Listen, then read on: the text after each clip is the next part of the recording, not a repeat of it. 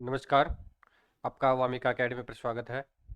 आज इस वीडियो के माध्यम से चतुर्थ श्रेणी भर्ती परीक्षा 2024 में आपका जो 2 गुना का रिजल्ट अभी हाल ही में जारी किया गया है। अब इसके पश्चात में जो आपका दस्तावेज सत्यापन या डॉक्यूमेंट वेरिफिकेशन होगा उसके बारे में डिटेल से बात करेंगे। यानी इसमें बात करेंगे कि आपको कौन कौन से सर्टिफिकेट तैयार करने हैं, किस प्रकार से तैयार करने हैं, और इसके अलावा जो आपका स्क्रूटनी फॉर्म होता है वो क्या होता है, किस प्रकार से वो फिलअप किया जाता है, कब किया जाएगा, और आपके दस्तावेज सत्यापन कब तक होंगे, कहाँ पे होंगे, और जिन अभ्यर्थियों के डॉक्यूमेंट्स में कमियां हैं उनको किस प्रकार से उनका रेक्टिफिकेशन या सुधार करना है। तमाम पॉइंट्स के बारे में डिटेल से बात करेंगे। जो भी साथी चैनल पर नए हैं तो चैनल को सब्सक्राइब करें, वीडियो को लाइक करें, शेयर अवश्य करें। फ्रेंड्स, मैं इस चैनल के माध्यम से आपको चतुर्थ श्रेणी भर्ती परीक्षा 2024 के बारे में जो हर अपडेट होगी इस चैनल के माध्यम से आपको अवगत अवगत करवाऊंगा। यानी जब तक आपकी भर्ती कंप्लीट नहीं होगी प्रत्येक जानकारी इस चैनल के माध्यम से आपको मिलती रहेगी। तो आप जो भी साथी इस चैनल को देख रहे हैं ज़रूर चैनल को सब्सक्राइब करें।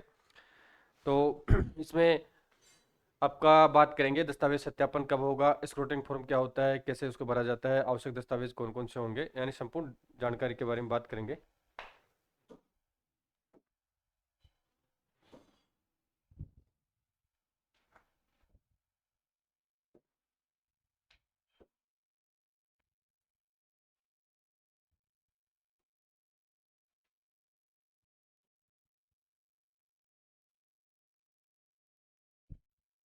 देखिए, इसमें एक एग्जांपल के तौर पर देख रहे हैं।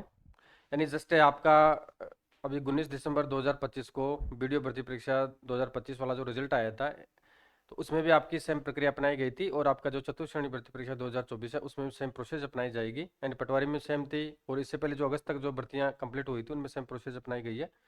तो पटवारी में और वीडियो में जो किस प्रकार से स्क्रूटनी फॉर्म भरा गया था और किस प्रकार से आपके डॉक्यूमेंट्स वेरिफिकेशन हुए थे, कौन कौन से सर्टिफिकेट, कौन कौन से प्रपत्र, और उसके अलावा कौन कौन से शपथ पत्र आपको पेश करने हैं, उनके बारे में डिटेल से बात करेंगे।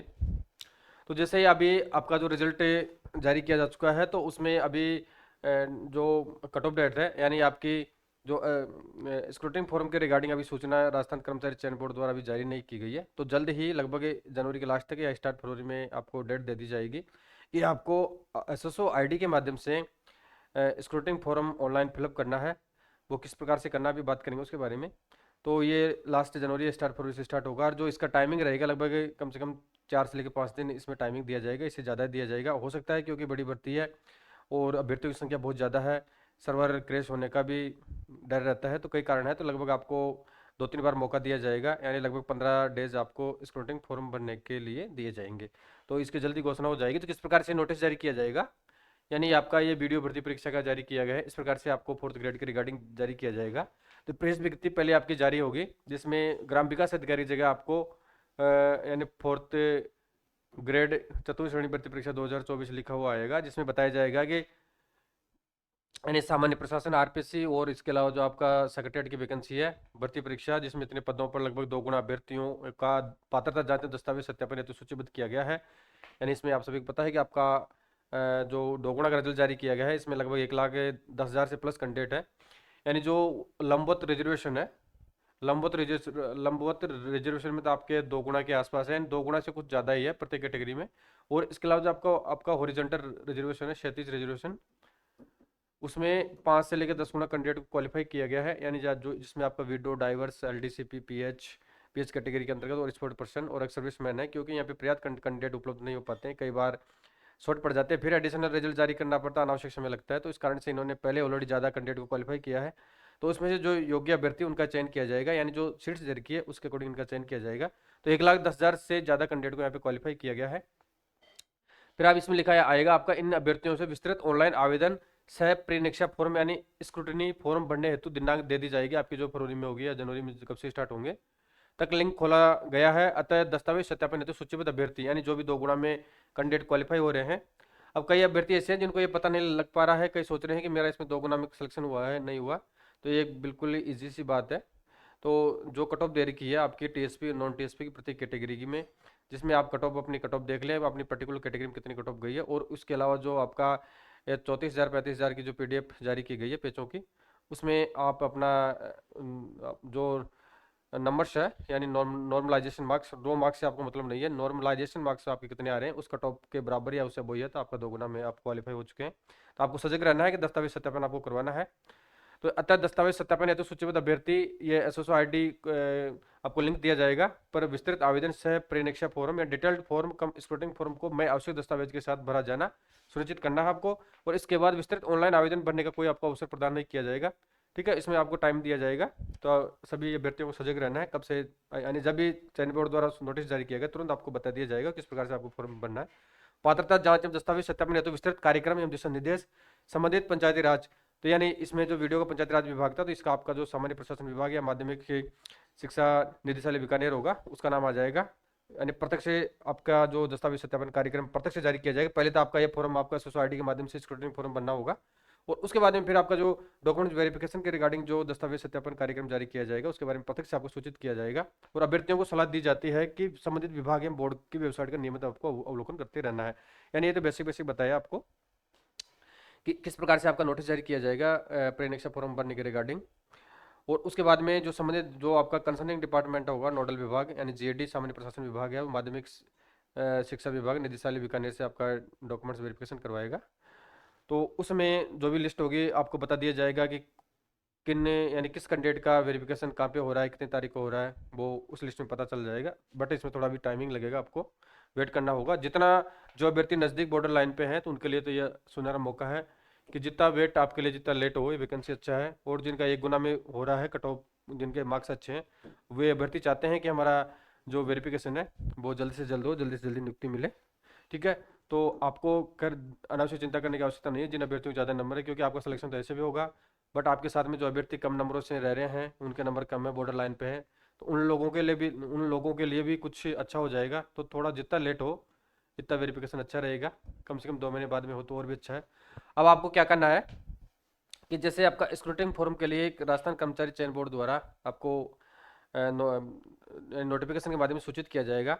तो जो एसएसओ आईडी है, आप जो रिक्रूटमेंट पोर्टल के माध्यम से फॉर्म भरते हैं, उस एसएसओ आईडी के माध्यम से आपको ऑनलाइन दस्तावेज अपलोड करने हैं, जिसमें आपको आपका जो शैक्षिक योग्यता के बारे में बात करें तो आपकी जो 10वीं की मार्कशीट है उसका सर्टिफिकेट, 12th की मार्कशीट और उसका सर्टिफिकेट, इसके अलावा आपका जो आपने ग्रेजुएशन कर रखा है तो ग्रेजुएशन की मार्कशीट लगेगी, उसकी आपकी डिग्री लगेगी, पीजी कर रखा है तो आपने पीजी लगेगी, उसका सर्टिफिकेट लगेगा, आरएससीआईटी कर रखा है आरएससीआईटी लगेगा। और इसके अलावा आपके आपके पास में अगर किसी प्रकार का कोई अन्य कोर्स या डिप्लोमा है उसका सर्टिफिकेट लगेगा। और इसके अलावा जो आपके मूल निवास प्रमाण पत्र है, बोनाफाइड है, कास्ट सर्टिफिकेट है, एक्सेट्रा, जो भी आपके डॉक्यूमेंट्स हैं वो आपको अपलोड करने होंगे, और जो निर्धारित शुल्क है उसका भुगतान आपको करना होगा। ठीक है, तो और उसके अलावा आपको जो आपने जो फॉर्म फिलअप किया था, यानी अब चतुर्थ श्रेणी का आपने जब मार्च में फॉर्म फिलअप किया था, तो जो एप्लीकेशन फॉर्म है उसकी प्रतिलिपि आपको लगानी होगी। हालांकि ये सभी के पास है, अगर किसी कैंडिडेट के पास नहीं है तो उसका अनावश्यक टेंशन लेने की आवश्यकता नहीं है, क्योंकि आपकी जो एसएसओ आईडी है उसके ऊपर आपके जितने भी आप फॉर्म आपने 2-3 साल में फिलअप किए हैं वो कंप्लीट फॉर्म वहाँ पे अवेलेबल है, वहाँ से आप उसका प्रिंट आउट निकाल सकते हैं। और इसके अलावा अब इसमें सीईटी वाला तो आपका लफड़ा नहीं है, क्योंकि वीडियो में सीईटी वाला मामला था, तो ये बगैर सीईटी वाली एग्जाम है। तो इसमें सीईटी का जो आपका रिजल्ट आया था फरवरी 2025 में, तो उस स्कोर कार्ड से आपको इसमें कोई मतलब नहीं है। अब इसमें देखा जाए तो इसमें क्यों कि ये आपके अभी इसमें कई अभ्यर्थी सोच रहे होंगे क्या ये वैकेंसी तो ओनली 10वीं पास है, तो इसमें ग्रेजुएशन पीजी की और अन्य सर्टिफिकेट्स की क्या आवश्यकता है। ठीक है, तो इसमें ऐसा कुछ नहीं है कि अगर आपने पीजी कर रखा है और अगर आप 10वीं की मार्कशीट शो करते हैं और 10वीं की मार्कशीट से आप अपना वेरिफिकेशन करवाते हैं, कोई दिक्कत वाली बात नहीं है, आपको कोई बाहर नहीं किया जाएगा। ये एडिशनल है आपके लिए, आप जब भी आपकी पोस्टिंग होगी, आपके सर्विस बुक में एंट्री होगी, तो आपकी एडिशनल क्वालिफिकेशन उसमें दर्ज की जाएगी, और उसी के अकॉर्डिंग क्वालिफिकेशन आपके प्रमोशन के चांसेज, हालांकि उससे कोई फर्क नहीं पड़ेगा, बट एडिशनल आपके पास क्वालिफिकेशन है तो आप इसमें शो कर सकते हैं, उसमें कोई दिक्कत वाली बात नहीं है। अब जब आपका वेरिफिकेशन होगा, अब इसमें डिटेल से बात करेंगे कि 10वीं की मार्कशीट कैसे लगेगी, किस प्रकार से लगाना है, 12वीं की मार्कशीट कैसे लगेगी, ग्रेजुएशन पीजी और चरित्र सत्यापन फॉर्म। इसके अलावा जब जैसे आपके रिजल्ट आ जाएगा, फाइनल पोस्टिंग मिलेगी, पोस्टिंग मिलने पे आपको अटेंशन फॉर्म किस प्रकार से तैयार करना है, वो पुलिस फॉर्म होता है, उसके बारे में या तो इस वीडियो में देख लेंगे, नहीं तो नेक्स्ट सेपरेट वीडियो में बात करेंगे, वो थोड़ा सा डिटेल से आपको बताएंगे।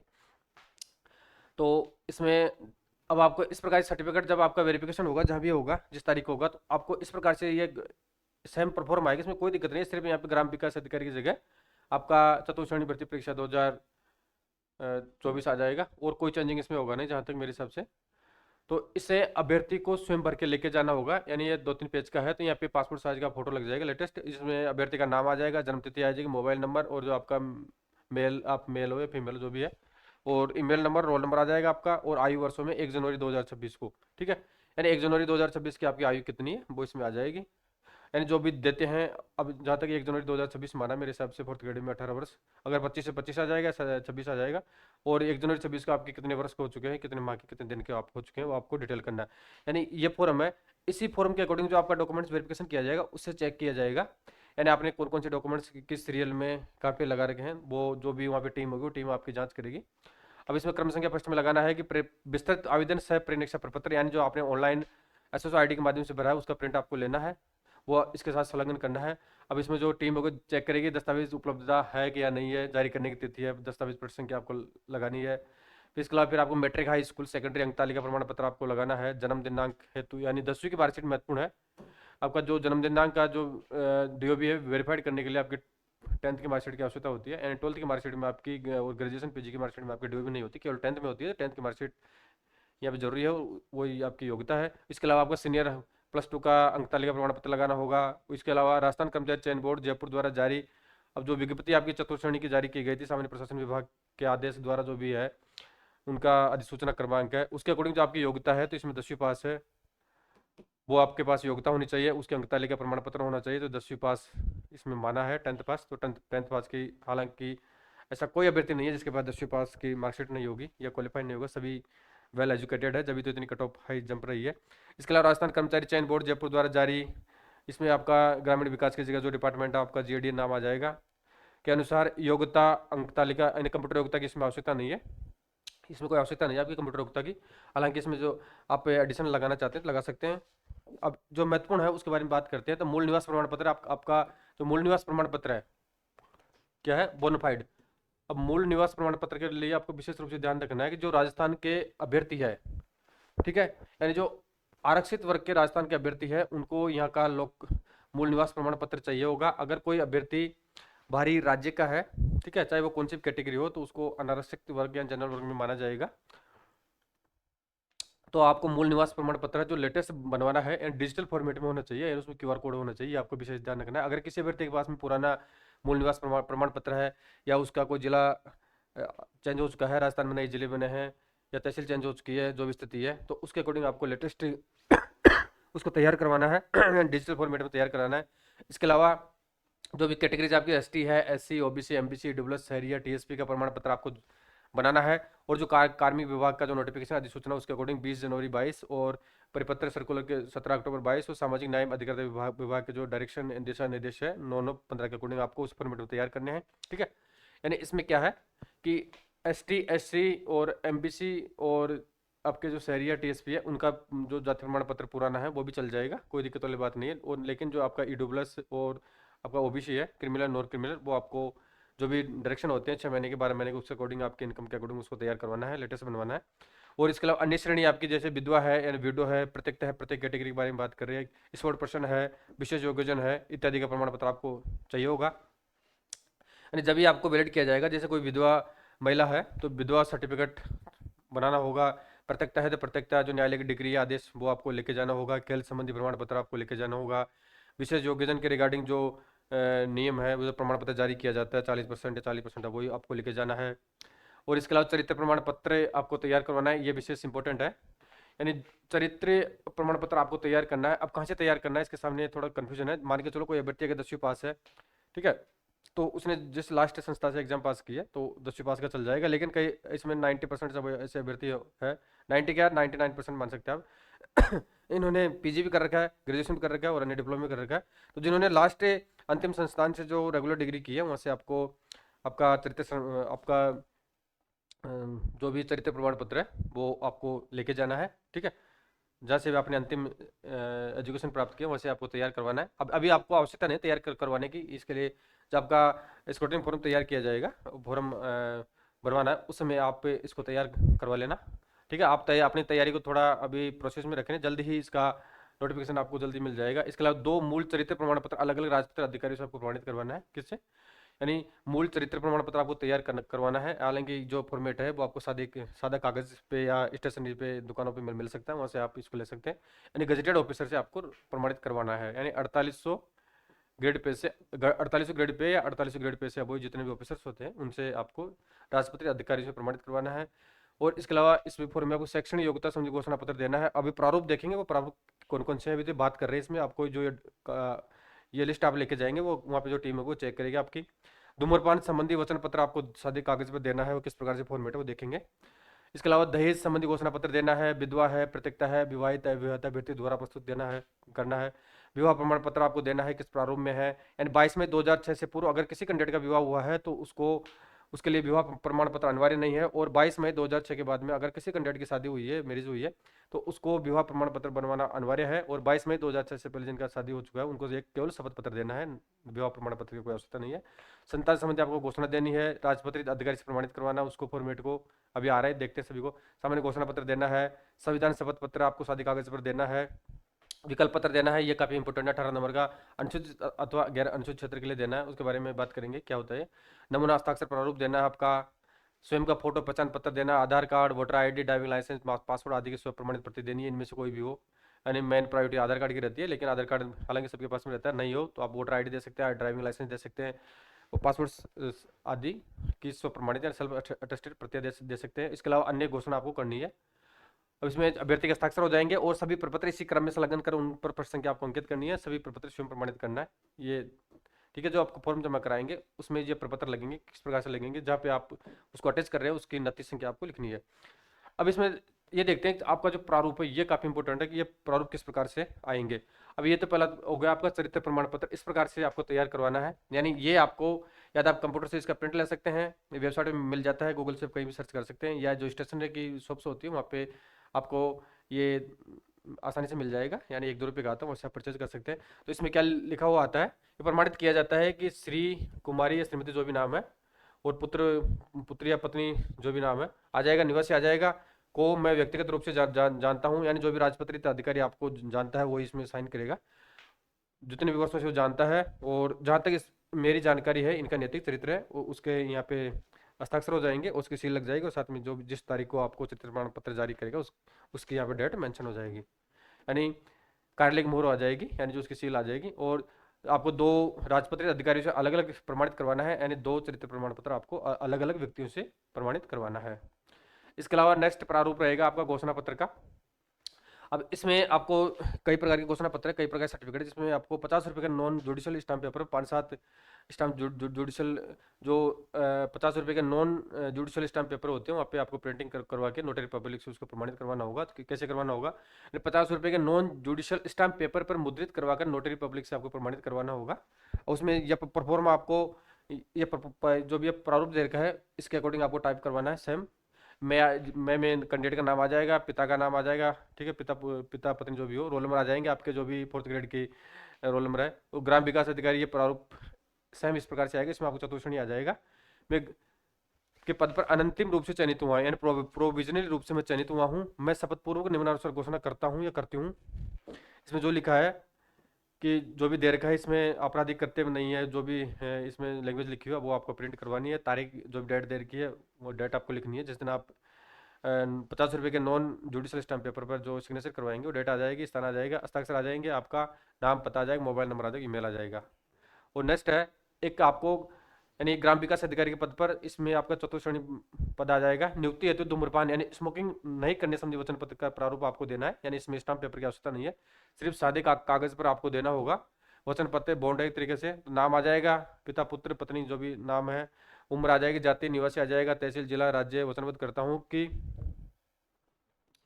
यह है कि मेरा चयन चतुर्श्रेणी भर्ती परीक्षा 2024 में 24 के पद पर हुआ है, मेरा रोल नंबर इतना है। चयन वर्ग जो भी आपकी ST SC जनरल OBC जो भी कैटेगरी आ जाएगी। मैं धूम्रपान एवं गुटखा सेवन नहीं करता हूँ या करती हूँ तथा नहीं भविष्य में करूंगा, हस्ताक्षर वचनबद्ध करता आ जाएगा, नाम आ जाएगा, आपका व्यवसाय आ जाएगा जो भी व्यवसाय है, और आपके रोल नंबर आ जाएंगे। ठीक है, ये तो सादा हो गया। फिर इसके अलावा आपको 50 रुपये का एक नॉन जुडिशियल स्टाम्प पेपर वो मुद्रित करवाना है, टाइपिंग करवाना, और उसको नोटरी पब्लिक से आपको प्रमाणित करवाना होगा। यानी आपको 50 रुपये का स्टाम्प पेपर लेना होगा। अब उसमें से लगभग 10-20 रुपये इनके चार्जेस होंगे, और उसके अलावा टाइपिंग के अलग पैसे लगेंगे और नोटरी पब्लिक से प्रमाणित करवाएंगे तो आपके लिए अलग अलग लगेंगे, यानी एक पेपर आपका 150 रुपये के आसपास पड़ेगा।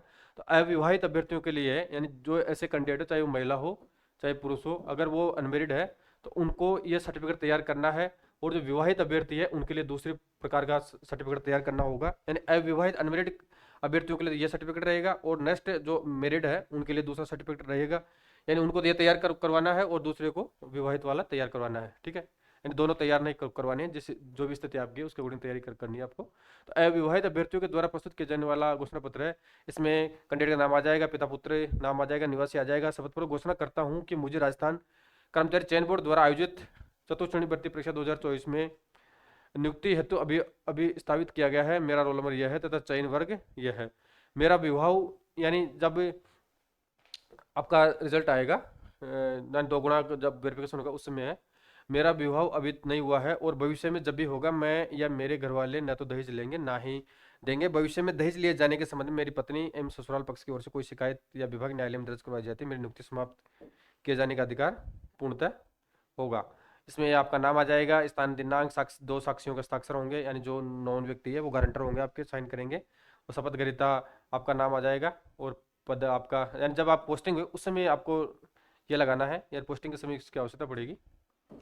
फिर आपका 50 रुपये का नॉन जुडिशियल स्टाम्प पेपर में मुद्रित करवाकर नोटरी पब्लिक से इसको प्रमाणित करवाना होगा, यानी यह तो विवाहित अभ्यर्थियों का हो गया मेरिट का, और पहले वाला जस्ट बात करो अनमेरिड कैंडिडेट का है। तो विवाहित जो अभ्यर्थी है उनको क्या करना होगा, एक घोषणा पत्र देना होगा, उसका नाम आ जाएगा, पिता पुत्र, इनका पिता का नाम आ जाएगा या पुत्री पत्नी जो भी स्थिति है, निवासी आएगा, शपथ पूर्वक घोषणा करता हूँ, और रोल नंबर आपका आ जाएगा, चयन वर्ग आ जाएगा, मेरा विवाह दिनांक जो भी आपका विवाह हुआ है जितनी तारीख को, विवाह के समय मेरे घर वालों ने न तो दहेज लिया है और न ही दहेज दिया है। भविष्य में दहेज लिए जाने के संबंध में मेरी पत्नी या पति एवं ससुराल पक्ष की ओर से यदि कोई शिकायत विभाग न्यायालय में दर्ज करवाई जाती है तो मेरी नियुक्ति समाप्त किए जाने का नियुक्तिकर्ता को पूर्ण अधिकार होगा, जिसके लिए मैं प्रार्थी स्वयं जिम्मेदार रहूंगा। इस प्रकार से आपको 50 रुपये के नॉन जुडिशियल स्टाम्प पेपर पर प्रिंटिंग करके देना होगा, जिसमें आपका घोषणाकर्ता का नाम आएगा, स्थान, दिनांक आ जाएगा, अभ्यर्थी के पिता का नाम आ जाएगा और अभ्यर्थी के ससुर का नाम आएगा। ठीक है, जो शादीशुदा है उनके जो भी स्थिति है, अगर महिला अभ्यर्थी है तो उनके ससुर का नाम आएगा, पुरुष अभ्यर्थी है तो उनके ससुर का नाम आ जाएगा। ठीक है, और अभ्यर्थी की पत्नी या पति जो भी स्थिति है उनके नाम, हस्ताक्षर, पता आ जाएगा। स्वतंत्र साक्षियों के यहाँ पे हस्ताक्षर होंगे और शपथ ग्रहीता जो भी व्यक्ति है जिनका सिलेक्शन होता है उनका यहाँ पे साइन हो जाएंगे। इसके अलावा जो विधवा अभ्यर्थी है, कौन है, विडो, विधवा विडो विधवा अभ्यर्थियों द्वारा प्रस्तुत किया जाने वाला घोषणा पत्र आपको ये भी 50 रुपये का नॉन जुडिशियल स्टाम्प पेपर पर मुद्रित करवाकर नोटरी पब्लिक से प्रमाणित करवाना होगा। ठीक है, अभी कई सर्टिफिकेट ऐसे हैं जो प्रत्येक कैंडिडेट को तैयार करवाने होंगे और कई सर्टिफिकेट ऐसे हैं जो पर्टिकुलर जिस कैटेगरी से वो बिलोंग करता है, रिलेवेंट है, उनको तैयार करवाना होगा। विधवा अभ्यर्थी जो विधवा अभ्यर्थी सर्टिफिकेट तैयार करवाना होगा, घोषणा पत्र जो विधवा अभ्यर्थी है उनको ही करवाना होगा, अन्य अभ्यर्थियों को इसमें आवश्यकता नहीं है। इसमें आ जाएगा कैंडिडेट का नाम आएगा, पिता पुत्र नाम आ जाएगा, निवासी आ जाएगा, शपथ पूर्वक घोषणा करता हूँ या करती हूँ, इसमें करते हुए आएगा, करता की कोई आवश्यकता नहीं है। राजस्थान कर्मचारी चयन बोर्ड द्वारा आयोजित जो आपकी चतुर्थ श्रेणी भर्ती परीक्षा है, रोल नंबर है, चयन वर्ग है, नियुक्ति के समय आपका पोस्टिंग उस समय काम आएगा, लेकिन आपको तैयार करवा के रखना है। मेरा विवाह दिनांक को श्री जो भी XYZ व्यक्ति उसके साथ संपन्न हुआ है तथा परंतु मेरे पति का देहांत दिनांक जो जिनके पति की मृत्यु हो जाती है वो विडो होती है, देहांत दिनांक हो चुका है। भविष्य में दहेज लिए जाने के संबंध में मेरी पत्नी, पति एवं ससुराल पक्ष की ओर से यदि कोई शिकायत विभाग न्यायालय में दर्ज करवाई जाती है तो मेरी नियुक्ति समाप्त किए जाने का अधिकार रहेगा और इसके लिए मैं स्वयं जिम्मेदार रहूंगा। इस प्रकार से आपको टाइपिंग करवाना है। इसमें स्थान आ जाएगा, दिनांक, दो साक्षियों का हस्ताक्षर होंगे, उनका नाम पता आ जाएगा और घोषणाकर्ता आप रहेंगे, शपथ ग्रहीता का नाम आ जाएगा। इसके अलावा फिर आपको एक प्रत्येक यानी वीडियो कैटेगरी के बारे में जो सर्टिफिकेट उसके बारे में बात कर चुके हैं। अब इसमें आपका रहेगा प्रत्येकता, यानी जो डिवोर्स कैटेगरी की महिलाएं हैं, यानी जिनके पति का देहांत नहीं हुआ हो लेकिन उनके मध्य तलाक हो चुका हो, न्यायालय के माध्यम से प्रॉपर्ली तलाक होना चाहिए जब भी आपको कंसिडर किया जाएगा। ऐसा नहीं है कि आपको पहले डॉक्यूमेंट्स वेरिफिकेशन बाहर कर दिया जाएगा, न्यायालय का डिक्री आदेश होना चाहिए प्रत्येकता के रिगार्डिंग।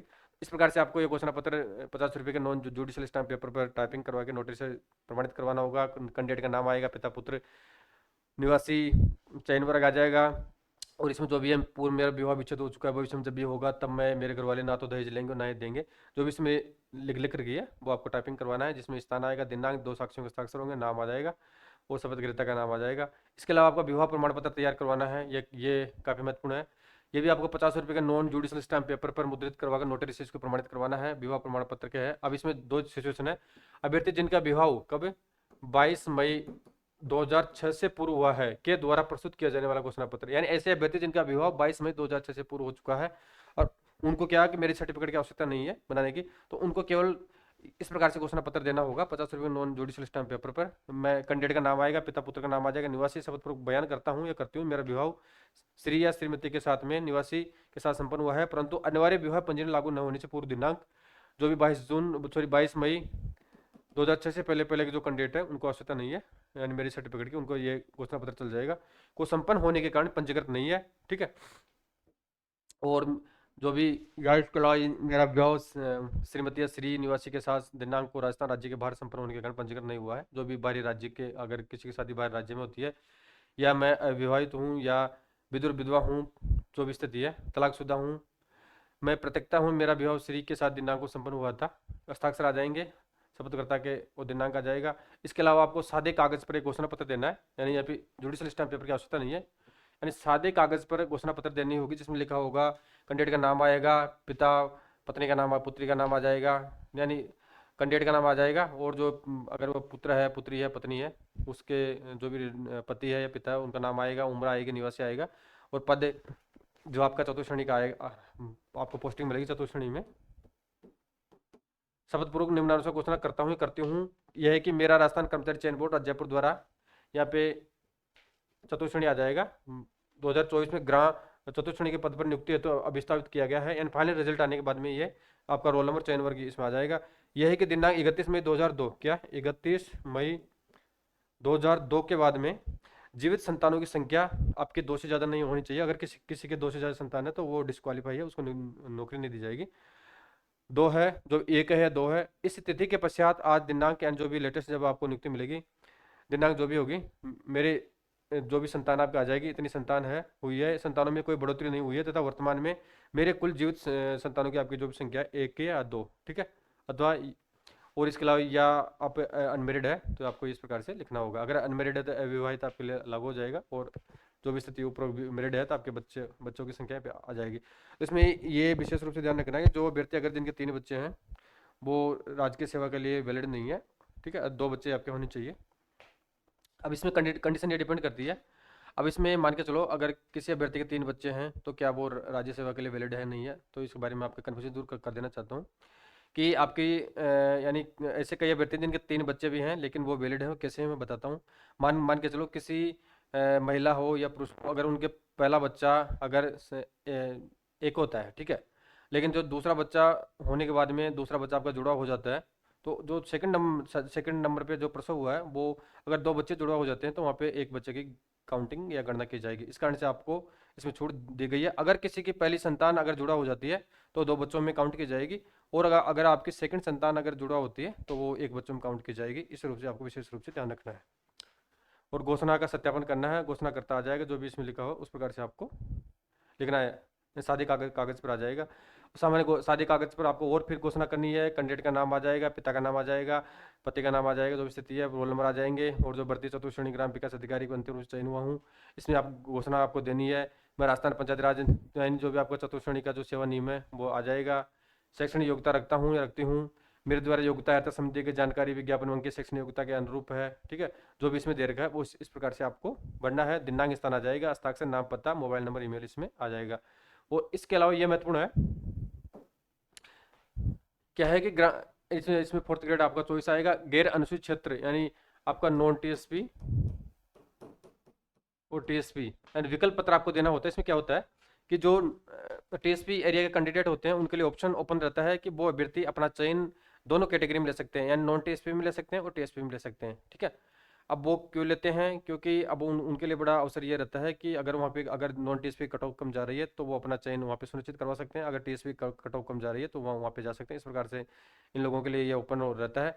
तो इसमें आपको घोषणा जब आपका डॉक्यूमेंट सत्यापन होगा तो उसमें आपको डिक्लेरेशन करनी होगी कि मेरा चयन अंतिम रूप से आप किस कैटेगरी के अंतर्गत करवाना चाहते हैं, यानी चाहे कौन सी SC ST जनरल कौन सी कैटेगरी हो, आपको डिक्लेरेशन करना होगा मैं नॉन टीएसपी में रहना चाहता हूँ, टीएसपी में रहना चाहता हूँ।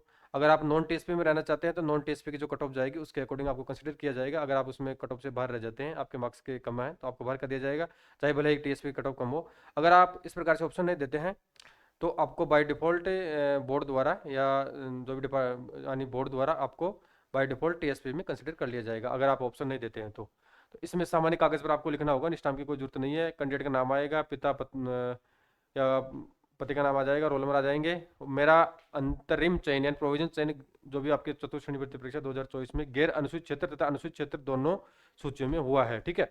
अब इसमें आपको अंतिम देना है, जो टीएसपी एरिया वाले कैंडिडेट है उनके लिए ये फॉर्मेट। अतः मैं अंतिम रूप से किस क्षेत्र में आप जाना चाहते हो, यानी नॉन टीएसपी में सिलेक्शन लेना चाहते हो या टीएसपी में लेना चाहते हो, ठीक है, आपको चॉइस बढ़नी होगी। अगर आप नॉन टीएसपी में लेना चाहते हैं तो नॉन टीएसपी में मिल जाएगा, उसी जो भी कट ऑफ जाएगी उसके अकॉर्डिंग आपको सिलेक्शन होगा। अगर आप इसमें किसी प्रकार के कोई प्रबंध नहीं देना चाहते हैं, आप डिक्लेरेशन नहीं देना चाहते हैं, ऑप्शन नहीं देना चाहते, तो आपको बाय डिफॉल्ट डिपार्टमेंट द्वारा टीएसपी में कंसिडर कर दिया जाएगा, ठीक है। इसमें आपका दिनांक, स्थान आ जाएगा, हस्ताक्षर, नाम, पता, मोबाइल नंबर आ जाएंगे।